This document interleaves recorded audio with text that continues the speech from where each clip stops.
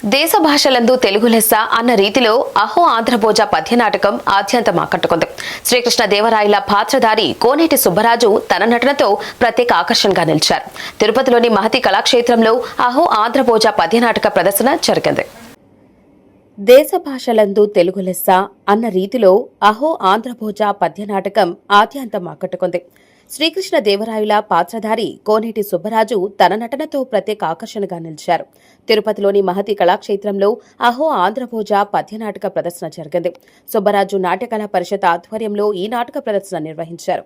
విజయనగరం సామ్రాజ్యాధిపతి శ్రీకృష్ణ దేవరాయల కాలం నాటి కళా వైభవాన్ని ఈ నాటకం ప్రతిబింబించింది. అష్టదిగ్గజ కవులను, కళాకారుల సాహిత్యాన్ని ఆదరించిన చరిత్రను ఈ నాటకం కళ్ల ముందు పరిచింది. నాటకంలోని పాత్రధారులు అలనాటి శ్రీకృష్ణ దేవరాయల కళా వైభవాన్ని తమ నటనా కౌశల్యంతో ప్రతిబింబించారు. క్షేత్రంలో కోనేటి సుబ్బరాజు గారి 5002వ కార్యక్రమం కృష్ణదేవరాయల గురించి చక్కటి నాటకాలతోటి మయసభలు మెరిపించే విధంగా ఈ యొక్క రాజుగారి కృష్ణదేవరాయల గారి ఒక మంచి నాటకం ప్రదర్శించారు.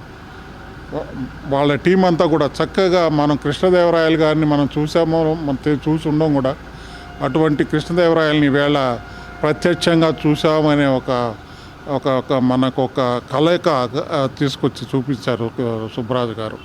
వారు 5002 ప్రోగ్రాములు చేశారని అంటే ఆయన ఇంకా ఎన్నో అవార్డులు రివార్డులు తీసుకున్నారు. వారికి నా యొక్క తరపున శుభాకాంక్షలు తెలుపుతున్నాం. మేమంతా కూడా ఇంకా కూడా మేము వాళ్ళకి కావాల్సిన ఏదైనా సపోర్ట్ కావాలంటే కూడా సభాముఖంగా కూడా నేను ప్రామిస్ చేశాను.